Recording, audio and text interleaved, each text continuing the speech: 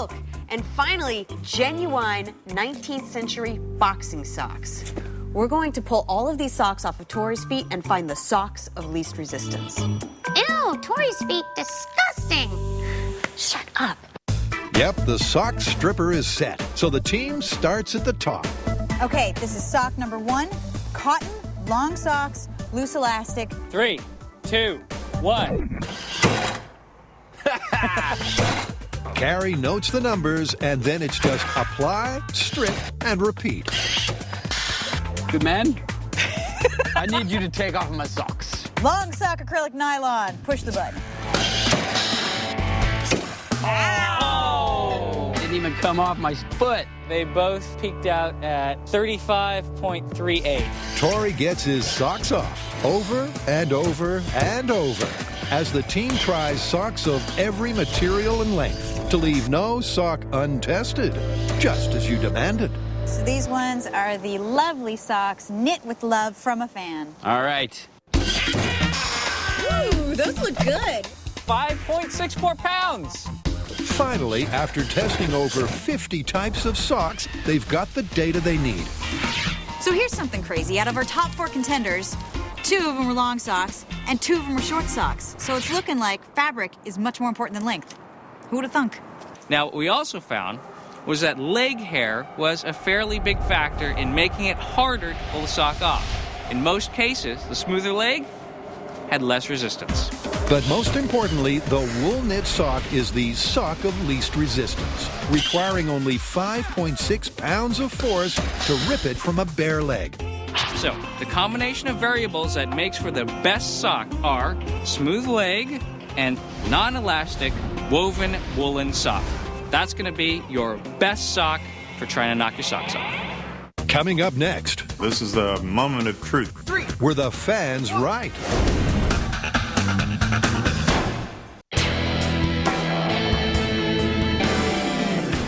In Compact, the fans detected a disturbance in the force. The airbag went off. So now it's Mythbusters versus Sir Isaac Newton. But for whom does the bell toll? These 2 pieces of clay tell the tale. This is the clay compressed at speed 1x.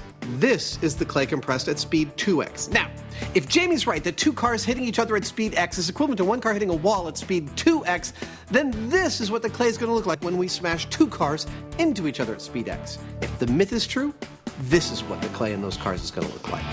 Which is it? I quite honestly have no idea. This is the moment of truth. Are you ready to go? What are you doing back there? I'm ready. I'm going to cut from top dead center so that the amount of force on both is the same. Okay. Here we go. 2 cars smashing into each other at speed 1x. And 3, 2, 1. The clay catastrophe goes under the hammer. And judging by first impressions, it looks like the fans may be onto something. Well, I'll tell you right now, the compression I can see from here does not look like no 2x speed hit. It looks like a 1x speed hit. It looks a lot closer to a 1x than a 2x, but let's do the measurements.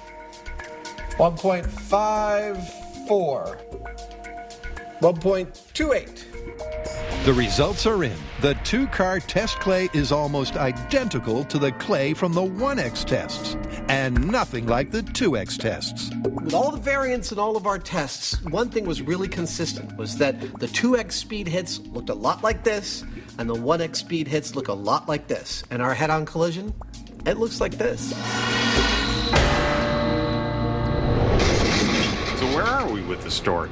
Well, the hammers and clay seem to be saying that it's looking pretty good for the myth, that 2 cars hitting each other at 50 miles an hour might actually be equivalent to 1 car hitting a wall at 50 miles an hour, and not at 100, as you previously stated. What do you want to do next? Next, I want to smash some cars. All right, then. Yep, although the impressionable clay supports the fan theory, will that be true when they test the metal of actual automobiles? Here we are. At a very special location. It's a platform 120 feet tall just for dropping stuff. This is a motorized steel barrel just for strapping down a car and turning it upside down. I'm not sure what this one's for, but I'm pretty sure I could come up with something cool to do with it. Where am I? I'm in Arizona, in the middle of 150 acres of pure awesome. This is pretty much what I would design as my ideal playground. It's a test facility designed to break things, smash things, make them fail, and analyze the aftermath. This is one of the test facilities owned by Exponent Systems, and today they're going to help us smash some cars. And first up to feel the crash force is this. So this is our car. This is our car. We're going to smash it at 50 miles an hour into a wall. Well, let's get started. All right. How's all this going to go down? This is a 1,280-foot long crash rail. It has a track embedded in it and a cable that pulls a car along that track towards the impact spot. These two V8 engines, which have about 800 horsepower between them, pull this cable, which pulls the car up to the desired speed. When the car gets to about here, the cable's going to release it, so it's traveling only under its own momentum, right into this big steel thing.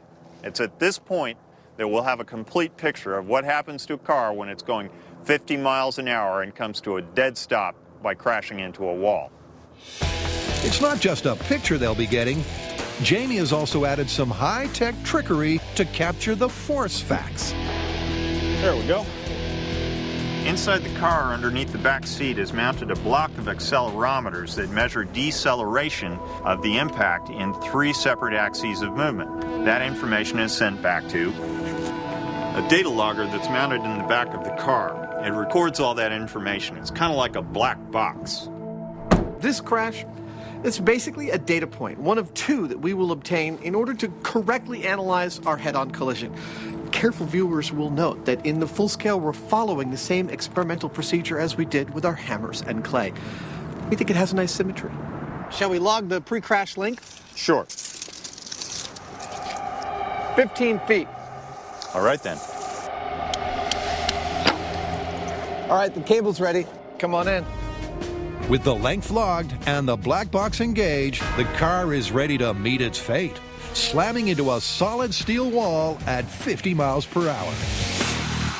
All right, this is one car into one wall at 50 miles an hour. Take it away. Okay, Bob, we're ready for rollout. The V8 engines roar as they spin the cable.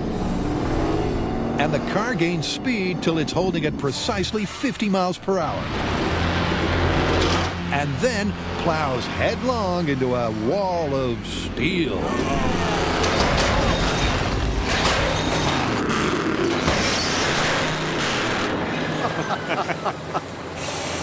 Oops. I hope they're insured. Yep, it's a car crash, I think. Yeah, I'd say what happened here is this car here hit this wall. There. It's a spectacular smash. The force of the impact crunched the front of the car like a car hitting a steel wall at 50 miles per hour, leaving it 3.5 feet shorter. 11 feet 7 inches. But of course, that's not the only impact stat. What say we find out what the G load was? These guys are downloading the data about the crash right now. Okay, here's the stats on that crash. This car hit that wall at 50.7 miles per hour and took an average of 58 Gs in the longitudinal direction. I'm going to go out on a limb and say that when we smash a car into this wall at 100 miles an hour, the G load is going to be significantly higher. Well, luckily for us, the only way to confirm that is more car carnage. There was no way I was going to do it, and you did it without complaining. If you want to see what Buster did, go to discovery.com/mythbusters and check it out. Could a punch ever be so powerful it knocks your socks off? The fans say yes, as long as it's the right sock on the right leg with the right punch. Oh, got him in the... The Mythbusters have the sock of least resistance sewn up. Those slipped right off. So next they're finding Buster some real legs. The last time we did this experiment, we used these feet. Now, you felt like they didn't have the same kind of resistance that human skin would have. So, I've casted up my foot. And now I'm going to try